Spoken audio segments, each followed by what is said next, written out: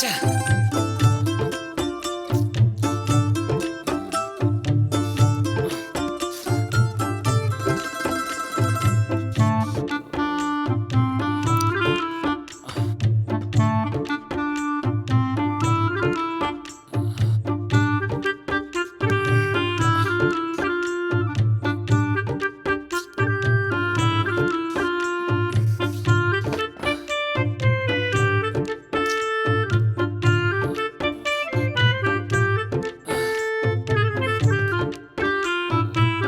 போச்சு போச்சு, எல்லாம் போச்சு.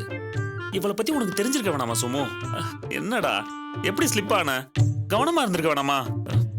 இப்படி வந்து இவள்கிட்ட மாட்டிக்கிட்டியே, எப்படி தப்பிக்க போற? வேணும், நல்லா வேணும்.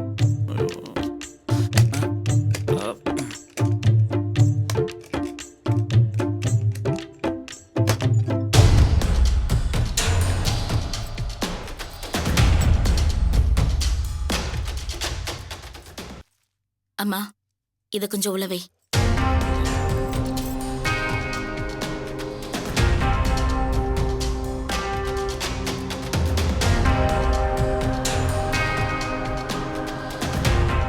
ஹலோ மிஸ்டர் பொறுக்கி, அப்புறம் எப்படி இருந்துச்சு? உனக்கு என்ன, வீட்டுக்குள்ளேயே ரொம்ப ஜாலியா இருந்திருக்குமே. பனி, உன் கோவம் நியாயம்தான். இன்னைக்கு நீ தனியா என்ன வீட்டுல வச்சு பூட்டு போனதும் முதல்ல உன் மேல எனக்கு கோவம் வந்துச்சு. ஆனா தனியா இருக்கப்பதான் பல விஷயங்கள் எனக்கு புரிய ஆரம்பிச்சிச்சு. அப்படியா? பரவாயில்லையே. எங்க உன் மூளையில உதிச்ச விஷயத்தை கொஞ்சம் சொல்லு பாப்போம். சீக்கிரம். நீ சீரியஸா கேக்குறியா இல்ல கிண்டல் பண்றியா? எப்படி கேட்டா சார் பதில் சொல்லுவீங்க? சத்தியமா நான் இன்னைக்கு ஒரு நல்ல விஷயம் தெரிஞ்சுக்கிட்ட பனி. நல்ல விஷயம்? எங்க சொல்லு. அது வந்து நீ கோச்சுக்கிறதுலயும் அர்த்தம் இருக்கு. அதுக்காக நான் வருத்தப்படக்கூடாது. நான் தப்பு பண்ணிருக்கேன், பெரிய தப்பு பண்ணிருக்கேன். அப்புறம் மதிய பத்தி பேசுறேன்னு தப்பா நினைச்சுக்காத பனி. இதை நான் சொல்லித்தான் ஆகணும். நான் தப்பு பண்ணேங்கிற காரணத்துக்காக அவ என்னை வீட்டை விட்டு அமிச்சிட்டா. ஆனா நீ தப்பானவனா இருந்தாலும் நீ என்னை வீட்டை விட்டு விரட்டல. இதுக்காவது நான் உனக்கு விசுவாசமா இருக்கணும். நான் அந்த முடிவுக்கு வந்துட்டேன். இனிமே சாவர வரைக்கும் நான் உனக்கு விசுவாசமா இருப்பேன் பனி. ப்ராமிஸா? கடவுள் சத்தியமா. அவசரப்பட்டு வார்த்தையை விட்டுறாத. கடவுள் மேல இருந்து எல்லாத்தையும் பார்த்துட்டு இருக்காரு பொறுக்கி. ஒரு மனுஷன் திருந்துறப்போ அவனை என்கரேஜ் பண்ணணும். இப்படி சந்தேகப்பட்டா எவனா இருந்தாலும் சாகுற வரைக்கும் திருந்த மாட்டான். உனக்கு இந்த வீட்ல தான் சாவன்றது கன்ஃபார்ம். நீ திருந்துவியா? அது மட்டும் தெரியலையே. என்ன பண்ணி நீ போனதுக்கு அப்புறம் நான் உட்கார்ந்து தீர்க்கமா யோசிச்சு இந்த முடிவு எடுத்திருக்கேன். என்ன நம்பு. உன்ன? ஆமா பண்ணி. சரி, கடவுள்கிட்டயே கேட்டுருவோம். அவர் சொன்னா நான் ஒத்துக்கிறேன்.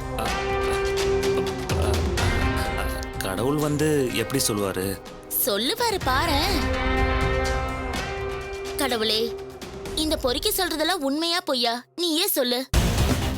என்னது? அப்படியா? ரொம்ப நன்றி கடவுளே. என்னப்பா, கடவுள் உன்னையே படம் பிடிச்சு வச்சிருக்கேன்னு சொல்றாரு? சும்மா இரு பண்ணி. கடவுள் எப்படி படம் பிடிப்பாரு? அவர் என்ன கேமராமேனா? அப்ப கடவுள் பொய் சொல்றாருன்றியா? எனக்கு கேட்கலையே. உன்ன மாதிரி பொம்பளை பொறுக்கிக்கிட்டலாம் கடவுள் வந்து பேசுவாரா? சரி, அப்படி என்னதான் படம் பிடிச்சு வச்சிருக்காருன்னு பாப்போம்.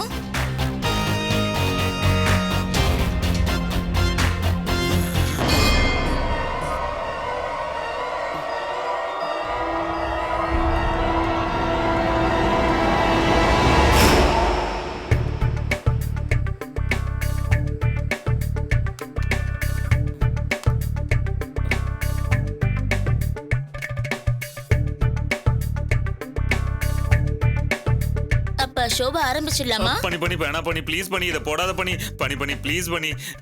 நீ காலெல்லாம் விழுந்து கதறத பார்த்தா நான் எதிர்பார்த்ததை விட அதிகமா எதிர்பாராத டர்னிங் பாயிண்ட் ட்விஸ்ட் எல்லாம் இருக்கும் போல இருக்கே. பண்ணி ப்ளீஸ் பண்ணி உன் காலை பிடிச்சு கேக்குற பண்ணி இத போடாத பண்ணி ப்ளீஸ் சொல்றேன்ல.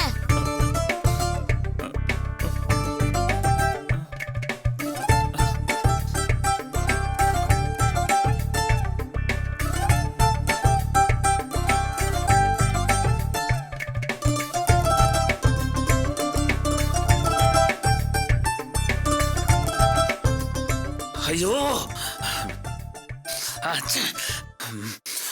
பனிமலரா, பனிமலர், சனிய முடிச்ச மலர்.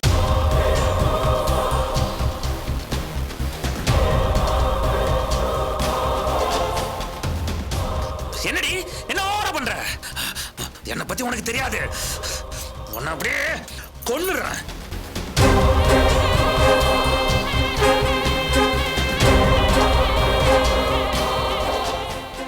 என்னை பார்த்தா உனக்கு எப்படி தோணுது? ஏதோ போன போது கொஞ்சம் விட்டா எனக்கே வா. இன்னைக்கு ராத்திரியே உன்னை நான் கொண்டுட்டு மொத்த சத்தி எடுத்துட்டு ஓடுற நாளையா பாரு.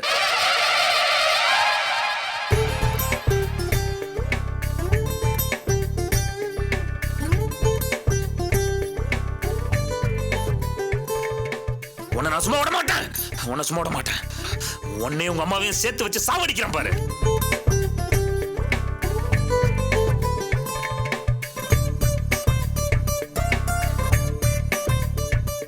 என்ன மிஸ்டர் பொறுக்கி, இதுதான் தனியா நீங்க என்ன பத்தி யோசிச்ச விஷயமா? நான் சொல்லல நீ எல்லாம் திருந்த மாட்ட. எப்படி என்ன கொன்னுட்டு இந்த சொத்தை எடுத்துப்பியா? இல்ல பண்ணி பேசுன அவ்வளவுதான். இதெல்லாம் நான் எதிர்பார்த்ததுதான். இதுக்கெல்லாம் நான் பயப்பட மாட்டேன். போ, போய் ட்ரெஸ் மாத்திட்டு வா. எங்க? உனக்கு பொண்ணு பார்க்க போறோம். இங்க பாரு, நான் தான் சொல்லிருக்கேன்ல, நான் சொன்னா செய்யணும். எதிர்கேள்வியெல்லாம் கேட்க கூடாது. இனிமே இந்த வீட்ல எல்லா வேலையும் நீ தான் செய்யணும். கடை வீடுன்னு 2 இடத்துலயும் வேலை செய்யறவங்கள வேலையை விட்டு நிப்பாட்டிட்ட. உன்னை சும்மா உட்கார வச்சு சோறு போடுறதுக்கு எனக்கு என்ன கிறுக்கா பிடிச்சிருக்கு? போ, போய் ட்ரெஸ் மாத்திட்டு வா. ஹாஸ்பிட்டல் போகணும். யாருக்கு என்னாச்சு? அதையெல்லாம் நீ கேட்க கூடாது மிஸ்டர் பொறுக்கி. இருந்தாலும் முதல் நாள் இருந்தனால சொல்றேன். இன்னைக்கு ஹாஸ்பிட்டலுக்கு செக்கப்புக்கு போகணும். கூட வா. எதுக்கு தெரியுமா நான் உன்னை கூட்டிட்டு போறேன்? இன்னையில இருந்து என் வயித்துல வளர்ற குழந்தைக்கு எல்லாமே நீதான். குழந்தைய பெத்து கொடுக்கறது மட்டும்தான் என் வேலை. அடுத்த செகண்ட்ல இருந்து அந்த குழந்தைய வளர்த்து ஆளாக்க வேண்டியது உன் பொறுப்பு. என்ன பாக்குற? குழந்தைக்கு அப்ப நீதானே. அப்ப நீதானே எல்லாம் செய்யணும். போ, போய் ரெடி ஆயிட்டு வா. போ.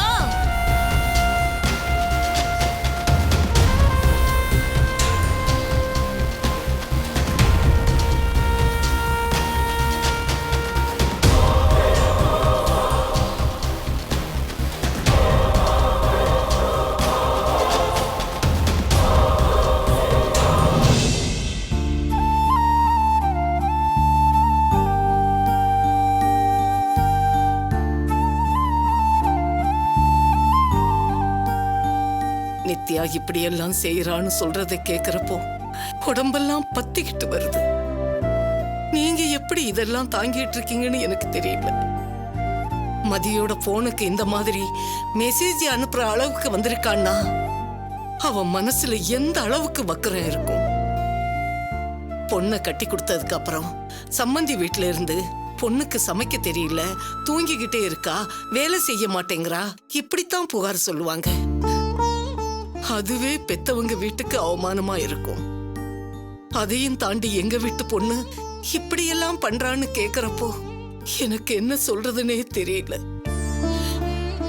இதுவா பொண்ணை வளர்த்திருக்க லட்சணம் அப்படின்னு நீங்க கேட்கல, அது உங்க பெருந்தன்மை.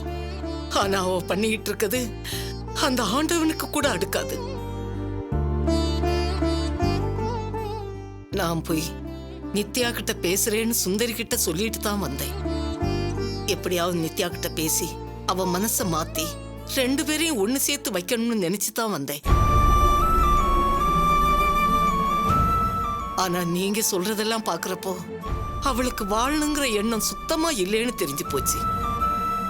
மனசுக்குள்ள விஷத்தை வச்சுட்டு இப்படி பண்றவள சேர்த்து வைக்கிறேன்னு சொல்லி பாவம் உங்க பையனுடைய வாழ்க்கையும் உங்க நிம்மதியும் கெடுத்தா அது பாவத்துக்கு மேல பாவம் பண்றது மாதிரி. நான் அந்த பாவத்தை செய்ய மாட்டேன். அவ வரட்டும், மரியாதையா கிளம்பி போடின்னு சொல்றேன். ஒரு பொண்ணு வாழ்க்கையை கெடுக்கணும்னு எங்களுக்கு மட்டும் ஆசையா என்ன? எல்லாத்தையும் தாண்டி இதுல எங்க பையன் வாழ்க்கையும் இருக்குல்ல. அவனுக்காக நாங்க எதை வேணாலும் செய்ய தயாரா இருக்கோம். அதுக்காக அந்த பொண்ணுகிட்ட எவ்வளவு இறங்கி போக முடியுமோ அவ்வளவு தூரம் இறங்கி போயும் பார்த்தோம். எந்த பிரயோஜனமும் இல்லைங்க. எல்லாம் முடிஞ்சு போச்சுங்க. இப்ப நாங்க ஆசைப்படுறதெல்லாம் எங்க பையன் பிக்கல் புடுங்கல் இல்லாம கொஞ்சம் நிம்மதியா இருக்கணும், அவ்வளவுதான். அதனால நீங்க உங்க பேத்திக்கிட்ட பேசி எப்படியாவது அவளை உங்க வீட்டுக்கு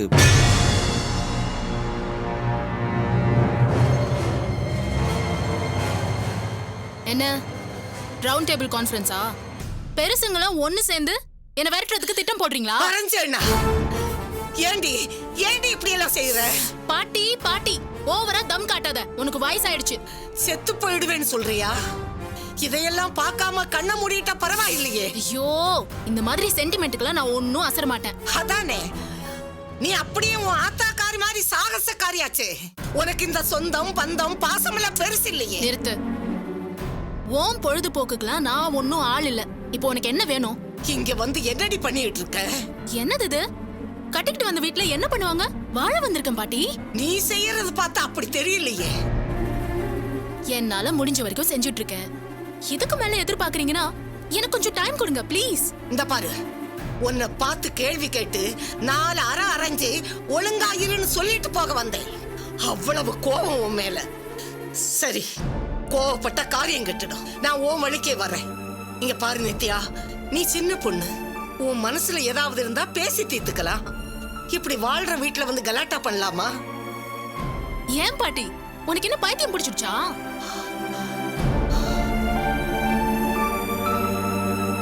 உன் பேத்திய வாழ விட மாட்டேன்னு பிடிவாதமா சதி பண்ணிட்டு இருக்காங்க. நீ அவங்களோட சண்டை போட்டு என் பேத்திய வாழ வைங்கன்னு சொல்றதை விட்டுட்டு நீ அவங்களோட சேர்ந்து ஜால்ரா போடுற. என்ன, அவங்க கிட்ட ஏதாவது பணம் வாங்கிட்டியா?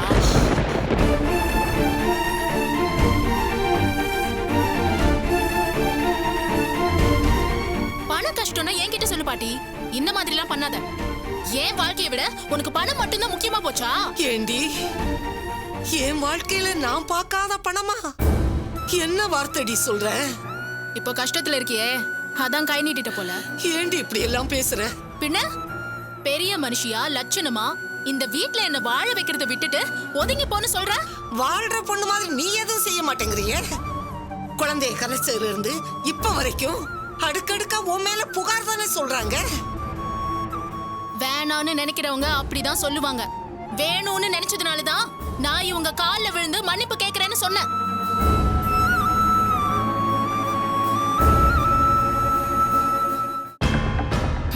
நீயே பேசி இதுக்கு ஒரு முடிவு சொல்லிட்டு போ. என்ன என்னடி சொல்ற?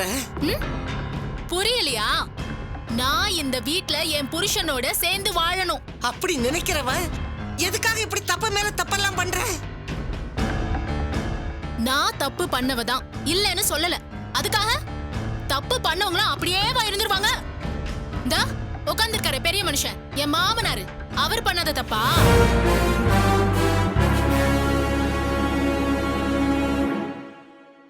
உன் பேத்தி மதி வாழ்க்கையில அவர் எவ்வளவு பெரிய தப்பு பண்ணாரு. இப்ப ஒரு உத்தமரா, பண்பானவரா, மனிதருள் மாணிக்கமா, தெய்வ திருமகனா மாறல. எப்படி மாறினாரு? அவர் மாறுறதுக்கு ஒரு சந்தர்ப்பம் கிடைச்சது. கிடைச்சுதா இல்லையா? அதத்தான் நானும் உங்ககிட்ட கேக்குறேன். எனக்கும் திருந்தறதுக்கு ஒரு சந்தர்ப்பம் கொடுங்க.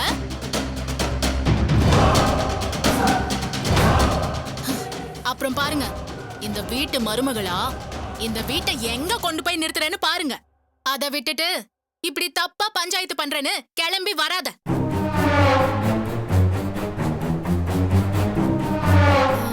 அப்புறம் இன்னொரு விஷயம், நீ சொன்னா நான் கேட்பேன்னு உன்கிட்ட யார் சொன்னது?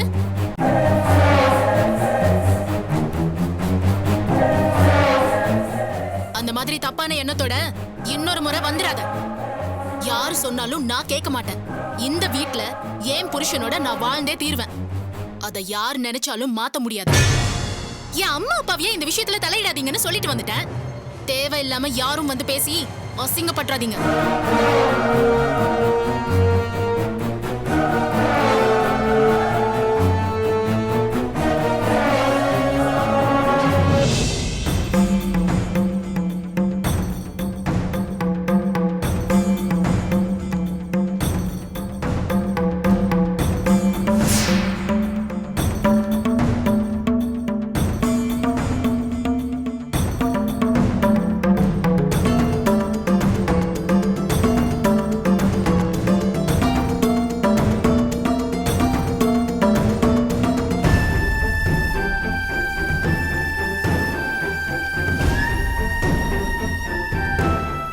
கங்க்ராட்ஸ், உங்களுக்கு பாசிட்டிவ்னு வந்திருக்கு.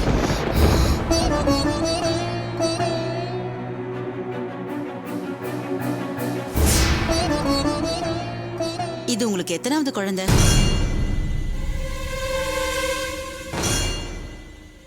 எங்களுக்கு இப்பதான் கொஞ்ச நாளைக்கு முன்னாடி கல்யாணம் ஆச்சு.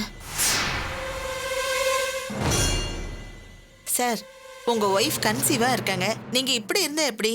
நல்லபடியா சிரிச்சு சந்தோஷமா இருக்கணும். இல்ல டாக்டர், கடவுள் எனக்கு அப்படி ஒரு பாக்கியத்தை கொடுக்கல. இப்ப என் ஹஸ்பண்ட் வேற ஒரு பொண்ணு கூட இருக்காரு. ஏற்கனவே ஒரு குழந்தைய வச்சுக்கிட்டு நான் ரொம்ப கஷ்டப்படுறேன் டாக்டர். கஷ்டம்தான். குழந்தைய பெத்து வளர்க்கறது சாதாரண விஷயம் இல்ல. ஆனா மனுஷங்க போராடுறதே அதுக்காக தானே. நம்ம மூலமா இந்த உலகத்துக்கு ஒரு உயிர் வர போகுதுன்றத நினைக்கும் போது எல்லா மனுஷங்களுக்கும் ஒரு மாதிரியான சந்தோஷம் இருக்கும். இதுல எனக்கு சந்தோஷம் இல்லை டாக்டர். ஏற்கனவே ஒரு குழந்தைய வச்சுக்கிட்டு நான் ரொம்ப கஷ்டப்பட்டுட்டு இருக்கேன். இதுல இன்னொரு குழந்தைனா என்னால நிச்சயமா முடியாது. அதனால குழந்தைய நான் நல்லபடியா வளர்க்கணும் டாக்டர். இந்த குழந்தைய கலைச்சிருங்க டாக்டர். நான் வாழ்றதே என் வயித்துல வளர்ற குழந்தைக்காகத்தான். இந்த குழந்தை வயித்துல இருந்தா இப்ப இருக்கிற குழந்தையையும் என்னால வளர்க்க முடியாது. நான் வேற எங்கேயோ போய் கருவை கழிச்சு ரிஸ்க் எடுக்கிறத விட என் சூழ்நிலையை உங்ககிட்ட சொல்லிட்டா